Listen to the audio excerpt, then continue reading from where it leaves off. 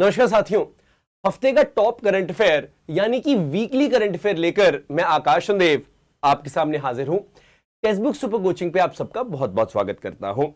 इस बहुत प्रिसाइज और to the point current affair में ना सिर्फ आप जानेंगे कि टॉप करंट अफेयर्स क्या है, बल्कि आप उसको एग्जाम ओरिएंटेड तरीके से भी पढ़ने वाले हैं, एग्जाम स्पेसिफिक तरीके से इसको पढ़ने वाले हैं। तो मेक श्योर आप इसको अपनी लाइक्ड वीडियोस में जरूर ऐड कर लें और अगर अच्छा लगे तो इसको शेयर जरूर करिएगा अपने फ्रेंड्स के साथ। Who all are preparing for various examination. हो सकता है आप सीडीएस की तैयारी करते हैं, AFCAT, CAPF, Indian Coast Guard या और किसी भी एग्जाम की।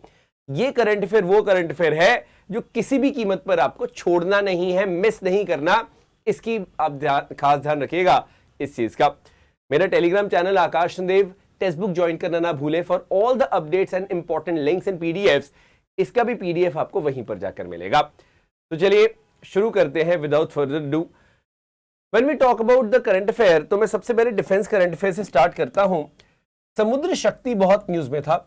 देखिए, एक बायलैटरल एक्सरसाइज है समुद्र शक्ति, जिसके अंदर इंडिया और इंडोनेशिया ने पार्ट लिया। सो आप यहां देख सकते हैं एक शिप है आईएनएस कावरत्ती, जो कि मेड इन इंडिया शिप है। तो आप एक बहुत अच्छी प्रैक्टिस देखेंगे आजकल जो इंडिया की है, वो ये है कि इंडिया अपने जो इंडिजिनस है यानी कि मेड इन इंडिया शिप्स है, उनको ही किसी भी नेवल एक्सरसाइज में ले जाना प्रेफर करता है, क्योंकि हम लोग दिखाना चाहते हैं अपनी आत्मनिर्भरता जो है वो किस लेवल पर पहुंच चुकी है। इंडिया की जो मेक इन इंडिया की एक मुहिम है वो कितनी ज्यादा सक्सेस है।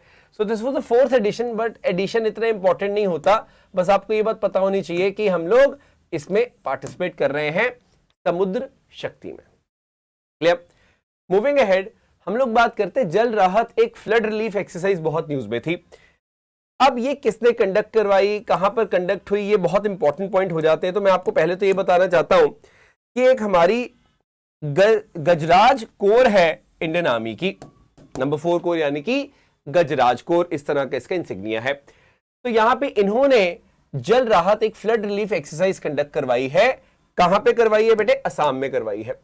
तो इट्स बट ऑब्वियस कि असम में होगी, क्योंकि जो गजराज कोर है बेसिकली वो तेजपुर यानी कि असम के अंदर ही बेस्ड है, वहीं पे इसके हेडक्वार्टर्स है, गैरिसन है। तो आपको ये पता होना चाहिए गजराज कोर जो कि तेजपुर में बेस्ड है, उन्होंने इस एक्सरसाइज को कंडक्ट करवाया। और उसके अंदर we had of course Indian Army, Sashastra Seema Bal, NDRF, state disaster response force, district disaster management authority, मतलब सब कोई यहां पर इसके अंदर पार्टिसिपेट कर रहा था। और जो ब्रह्मपुत्रा है उसकी जो ट्रिब्यूटरी है उसके ऊपर इन्होंने ये कंडक्ट करवाई। सो बस आपको इतना पता होना चाहिए अबाउट गजराज कोर, जिन्होंने ये कंडक्ट करवाई है, जो कि इंडियन आर्मी की एक बहुत इंपॉर्टेंट कोर है, तेजपुर में बेस्ड है।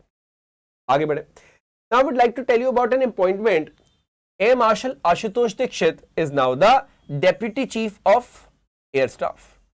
हम न्यू दिल्ली में देखते हैं जो एयरफोर्स के हेडक्वार्टर्स है, वहां पे बेसिकली ये जो कार्यभार अपना संभालते हैं। Please don't get confused between deputy chief of air staff and vice chief of air staff. देखिए, वाइस चीफ तो सेकंड हाईएस्ट पोजीशन होती ही है, जो कि of course air marshal AP Singh है, अमरप्रीत सिंह है, but he is certainly the deputy chief. तो please don't get confused. In case ऐसा क्वेश्चन एफकेट में आ जाता है तो आपको कंफ्यूज यहां पर नहीं होना। हालांकि बहुत रेयर चांस है ऐसे क्वेश्चन आने के, but it was an important appointment, तो मैंने यहां पे इसको कवर किया है। Would like to talk about a very important event जो कि अभी हुआ नहीं, होने वाला है, लेकिन इसका कर्टन रेजर इवेंट हुआ। इसके बारे में सरकार ने प्रकाश डाला। ऑनरेबल मिनिस्टर ज्योतिरादित्य सिंधिया जो सिविल एविएशन के हैं, उन्होंने इसके ऊपर चर्चा की। क्या है ये? विंग्स इंडिया 2024 जो कि किया जाएगा कंडक्ट 18 से 21 जनवरी 2024 में बेगमपेट एयरपोर्ट हैदराबाद में। अब ये एशिया की लार्जेस्ट सिविल एविएशन इवेंट होने वाली है। Commercial, general, business point of view से जो एविएशन है उसको प्रमोट किया जाएगा। और देखिए सरकार क्या चाह रही है, आप ये समझे। हमारी गवर्नमेंट का, हमारा बेसिकली विजन क्या है, हम सरपास करना चाहते हैं 200 airports, heliports and waterdromes within next 3 to 4 years। तो अगर मतलब हम बात करें 2027 तक या 2028 तक, हम लोग इस पर्टिकुलर चीज को अचीव करना चाहते हैं। और हमारी जो भी डोमेस्टिक और इंटरनेशनल कनेक्टिविटी है उसको एनहांस करना चाहते हैं। इंडिया जो है उसको एक हब बनाना चाहते हैं हम लोग। जैसे आज की डेट में आप आबू धाबी या दुबई को देखते हैं, बहुत सारी फ्लाइट्स है, उसके ट्रांजिट पॉइंट्स है, ऑफ कोर्स उनकी अपनी कैरियर्स इतनी स्ट्रांग है, एमिरेट है, तो हम लोग क्या देखते हैं, हम लोग यहां पर भी कुछ इस तरह का करना चाहते हैं कि इंडिया एक हब बन जाए और उससे इंडिया को ऑफ कोर्स बहुत ज्यादा फायदा होता है। ना सिर्फ कमर्शियली हम लोग इस चीज को देखते हैं, बट वैसे भी एक इमेज जो है वो बहुत ज्यादा बूस्ट होती है। एक चीज आप ध्यान में रखिएगा कि यही एक रीजन है कि जो एविएशन मार्केट है उसको केटर करने के लिए, उसको इंडिया की कैपेबिलिटीज दिखाने के लिए, पोटेंशियल दिखाने के लिए हम लोग ये इवेंट करवाने जा रहे हैं, विंड इंडिया 2024। ये आगे आने वाले हर एग्जाम के लिए इंपॉर्टेंट होने वाला है, सो प्लीज इसको थोड़ा सा ध्यान से पढ़ लो। नाउ आप यहां पे कुछ सबमर्ज्ड चीज देख रहे होगे, ठीक है, पानी के अंदर ये भी सबमर्ज्ड है, ये भी सबमर्ज्ड है ना। What precisely is this all about, ये मैं आपको बताना चाहूंगा। This is basically first ever subsea research lab which we have got in Asia. So basically India में हमने पहली बार देखा है सबसी रिसर्च लैब है ये, centre for subsea engineering research जो है, जो कहां पे है, MIT वर्ल्ड पीस यूनिवर्सिटी जो कि पुणे में बेस्ड है, वहां पर इस फैसिलिटी को अनवील किया गया, ये WPO। तो आपको बस ये चीज ध्यान में रखनी है कि ये यहां पे पुणे में आ चुकी है, और जो ट्रेनिंग और एजुकेशन है ऑयल और गैस इंडस्ट्री के लिए, उसको काफी ज्यादा एनहांसमेंट मिलेगी इस पर्टिकुलर चीज से। तो ये बहुत बड़ी बात है कि जो सबसी हम लोग बात करते हैं इंजीनियरिंग की, समुद्र के अंदर देखिए, अब आप कभी भी ऑयल जैसे ऑफ शोर जाते हो, जैसे बॉम्बे हाई है, वहां पे ऑयल रिग्स बनती हैं, वहां पे समुद्र के अंदर से ड्रिलिंग की जाती है ऑयल की, तो उसमें कुछ स्पेशल स्किल्स लगती हैं, you need to have that particular skills, और उन्हीं को यहाँ पे इनकलकेट किए जाने की एक कोशिश की जा रही है। That's the point. आगे बढ़े। अब ये बहुत ज्यादा न्यूज में है, इस चीज को मैं इसलिए इंक्लूड कर रहा हूं, इसको बहुत ध्यान से पढ़िएगा। I'll try to tell you the basic aspect of it. सबसे पहली बात है, यहाँ पे जो कीवर्ड आता है वो है CBAM, carbon border adjustment mechanism. क्या है? CBAM। अब ये मैकेनिज्म किसका है? ये मैकेनिज्म है EU का, यूरोपियन यूनियन का, ठीक है जी।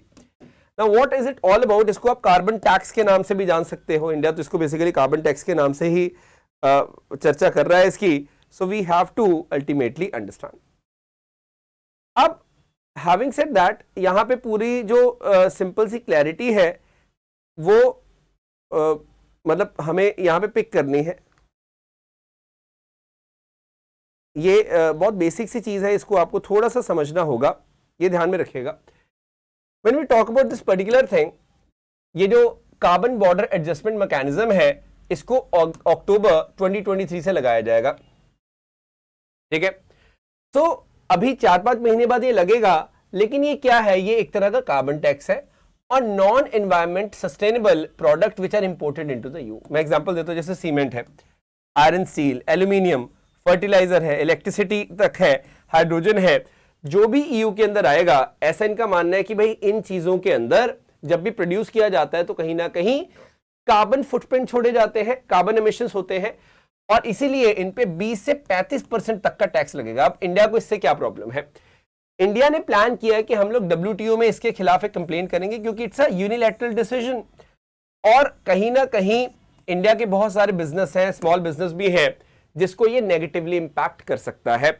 मेरी 100 रुपए की चीज थी, वो यूरोप में जाके 120, 130, 135 की हो जाएगी, जिससे कि मैं लोकल जो मैन्युफैक्चरर है उससे कंपीट शायद ना कर पाऊं। This is very much important. तो CBAM जो है न्यूज में था, किसने इंपोज किया? यूरोप ने इंपोज किया।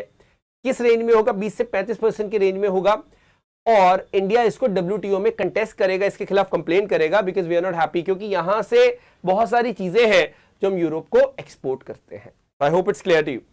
अब आप ये मान के चले, यूरोप का अपना एक लॉजिक क्या है, वो ये कह रहा है कि भाई आपने अगर ये चीजें प्रोड्यूस किए तो जो कार्बन फुटप्रिंट है उसी की कंपनसेशन में हम लोग ये टैक्स ले रहे हैं, और उसको कहीं ना कहीं कुछ ग्रीन इनिशिएटिव्स में वो लगाएंगे, वो उनके ऊपर है, but that's how it is going to work out. Clear हो गया जी इतना? एनीवेज, अब यहां पे आगे बात करते हैं। एक साइक्लोन है, बस इतना ध्यान में रख लो, नाम में था साइक्लोन फैबियन। हमने इसको कहां पे देखा? बेसिकली इंडियन ओशन में देखा। इंडियन ओशन में हमने देखा है, ये रियूनियन आइलैंड आप देखते हो, रॉड्रिक्स वगैरह, मॉरिशस, यहाँ पे इसके नॉर्थ में, तो यहाँ पे काफी ज्यादा ये डेवलप हुई थी सर्कुलेशन, इंडिया से थोड़ा सा दूर है, बस साइक्लोन फैबियन जो है इंडियन ओशन का है, इतना आप ध्यान में रख लो। आगे बढ़ते हैं, let's now move ahead of this. और मैं यहाँ पे एक बहुत इंपॉर्टेंट पर्सनैलिटी की यहाँ पे बात करना चाहूंगा, जो बहुत न्यूज में बने रहे। इनका नाम है कमिरीता शेरपा। शेरपा लिखना बहुत जरूरी है इनके साथ। देखिए, आप जब भी एवरेस्ट की चढ़ाई करते हैं नेपाल के अंदर, तो आपको शेरपा चाहिए होता है, गाइड चाहिए होता है जो बहुत एक्सपर्ट माउंटेनियरिंग जानते हैं। ये बचपन से ही ये करते रहे हैं, कमिरीता शेरपा। अब इनके पास फिर से रिकॉर्ड आ गया है और वर्ल्ड्स हाईएस्ट माउंटेन का मोस्ट समिट करना। माउंट एवरेस्ट की सबसे ज्यादा समिट्स की इन्होंने 27 बार, एक बार भी चढ़ना बहुत बड़ी बात होती है, 27 बार ये माउंट एवरेस्ट के ऊपर चढ़ चुके हैं, क्लाइम कर चुके हैं माउंट एवरेस्ट को 27 टाइम्स। तो of course he is a personality which you should certainly know. इसीलिए मैं यहां पे बात कर रहा हूं कमिरीता शेरपा की। तो ये आपको यहाँ पिक्चर दिख रही है, is a Nepali climber and he is made a world record once again. तो काफी साल से इनके पास वर्ल्ड रिकॉर्ड है। तो पहले 26 बार इन्होंने चढ़ी थी, तो किसी ने इक्वल कर दिया था इनका रिकॉर्ड। अब इन्होंने 27 बार चढ़ के फिर से टॉप पे आ गए हैं, तो इतना ध्यान रखो। अब यहाँ पे एक पेड़ है, ठीक है, ये इसका व्यू है, ये थोड़ा सा आपको क्लोज व्यू दिखा रहा हूं। इसको बोला जाता है great grandfather tree. Now this is ancient cypress tree. Cypress tree basically ऐसा नहीं कि साइप्रस में है, ये एक टाइप है ट्री की। कहा जाता है कि 5000 साल से भी ज्यादा पुराना है, दुनिया का सबसे पुराना पेड़ है। तो क्यूरियोसिटी आती कि सर ये कौन सी कंट्री में है, उसके बारे में बताता हूं मैं आपको। When you go to South America, ये कंट्री दिखती है आपको इस तरह की, ये ठीक है, इसके एकदम सेंटर में यहां पे basically this country is Chile. South America की कंट्री चिली है, वहां पे एलक कोस्टेरो नेशनल पार्क है जहां पर ये लोकेटेड है। तो बाई चांस अगर एग्जामिनर बहुत ज्यादा आपकी परीक्षा लेने पे आई जाए और आपसे पूछ ले कि बताओ जरा ये एलेको कोस्टेरो नेशनल पार्क बहुत न्यूज में था, कहां पे है, so at least you should know कि ये कहां पे है, चिली में है, ये आपको पता होना चाहिए। सिंपल पॉइंट है। आगे बढ़ते हैं।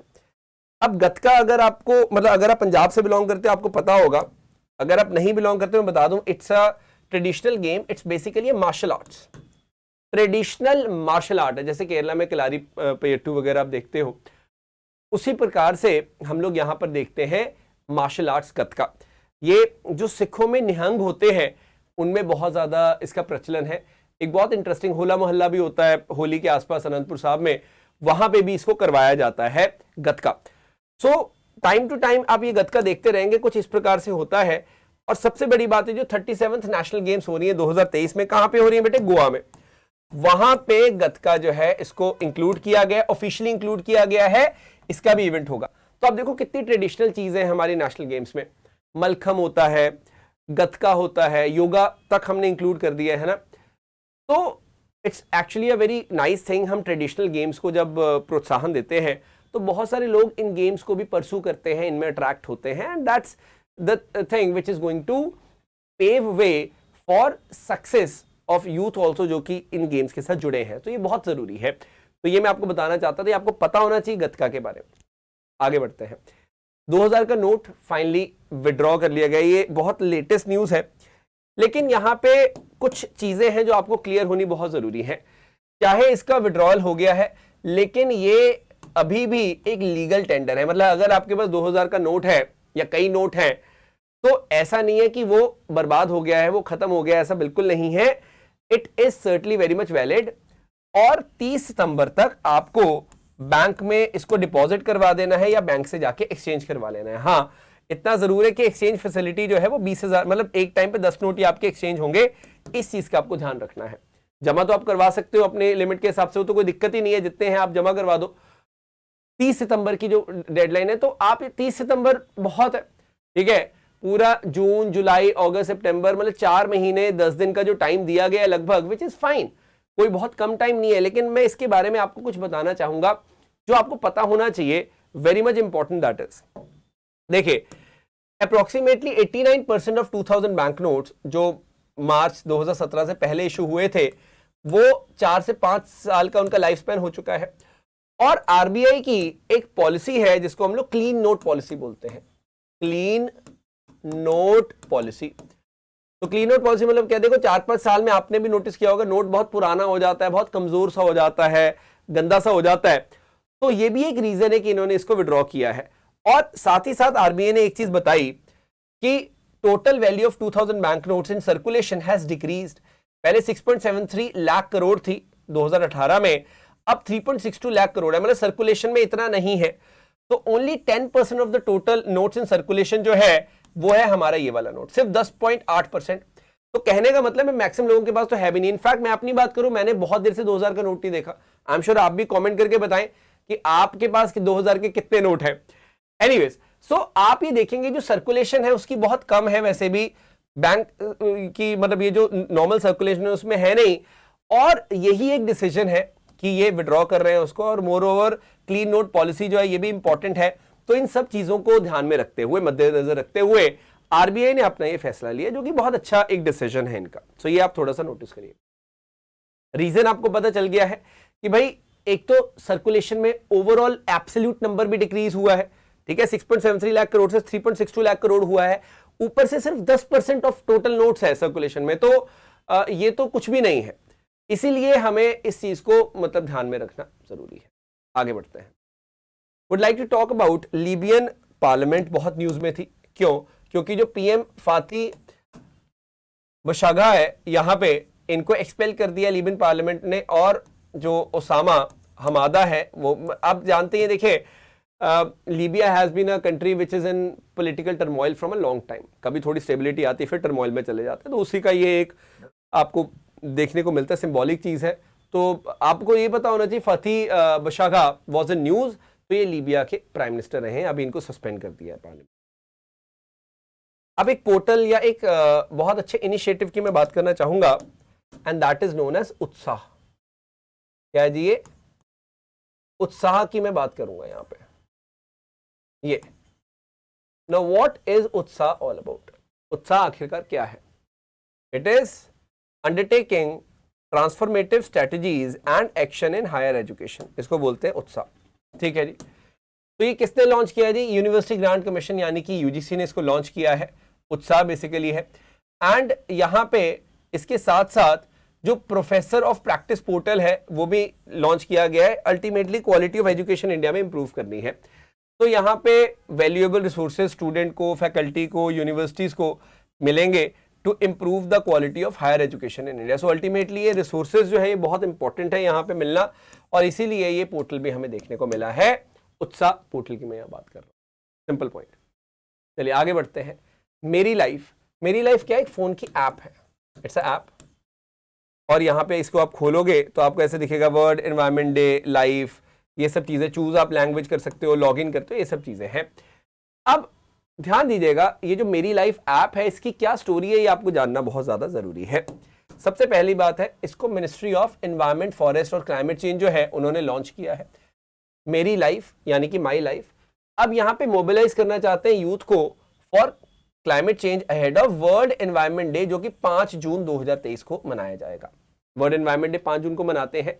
उससे पहले यूथ, अब देखिए यूथ फोन यूज करता है, वो डाउनलोड करेंगे ऐप, वो इसके साथ जुड़ेंगे मुहिम के साथ, और यहाँ पे life the mission, life portal, मेरी लाइफ पोर्टल, ये जो है यहाँ पे आपको देखने को मिल रहे हैं। डेडिकेटेड पोर्टल्स भी हैं इसके लिए, और मेन गोल यही है to showcase the power of citizen, specially young जो पीपल है, कि वो कैसे जुड़ सकते हैं और बहुत बड़े चेंजेस ला सकते हैं। देखिए लाइफ का मतलब क्या है? लाइफ का मतलब है लाइफस्टाइल फॉर एनवायरनमेंट। ये कंसेप्ट हमारे honourable prime minister Narendra Modi ji ने COP 26 जो हुई थी ना ग्लासगो में, वहां पर इस चीज को प्रोपाउंड किया गया था, ये आप याद रखिएगा। तो ग्लासगो में, यूके में जो ये हुआ था, स्कॉटलैंड में हुआ था, वहां पे ये बोला था भी माई लाइफ के बारे में, कि माई लाइफ मतलब क्या होता है? Lifestyle for environment. तो अल्टीमेटली हम कैसे अपने लाइफस्टाइल को चेंज कर सकते हैं, कंजम्पशन को रिड्यूस कर सकते हैं, उससे बहुत फायदा हो सकता है। इन चीजों के ऊपर हम बात करते हैं। सॉर्टेड। चलिए नेक्स्ट हम लोग बात करते हैं बेटे अबाउट टाटा ग्रुप के चेयरपर्सन एन चंद्रशेखरन के बारे में। इनको फ्रांस का हाईएस्ट सिविलियन अवार्ड, जो कि ये लेजेंड द ऑनर होता है, ये मिला है, क्योंकि इंडो फ्रेंच ट्रेड को इन्होंने काफी ज्यादा प्रमोट किया है, ये बेसिकली इनको मिला है। So that's actually a very big thing. तो आपको ये पता होना चाहिए कि ये क्यों, मतलब बेसिकली इनको मिला है और किसको मिला है, ये तो आपको क्लियर ही है। तो इस 18 से 19 मिनट में हमने बहुत टॉप की जो न्यूज थी उनको देखा, उनके ऊपर थोड़ी चर्चा की। आपके कोई डाउट्स हो तो मुझे कमेंट करके जरूर बताएं, एंड ऑल्सो टेल मी कि what all are your inputs on this very session. अगर सेशन आपको लगता है कि भाई it is very much valuable, तो make sure you hit the like button, और if it has added some value to your preparation, make sure to share the session as well and join the Telegram channel, जहां पे आपको PDFs भी मैं provide करता रहता हूं from time to time. हर रोज आप 12 बजे मुझे लाइव देखते हो इसी चैनल पे, एंड वो भी सेशन बहुत इंपॉर्टेंट होता है, उसको आप ज्वाइन किया करें टाइम टू टाइम.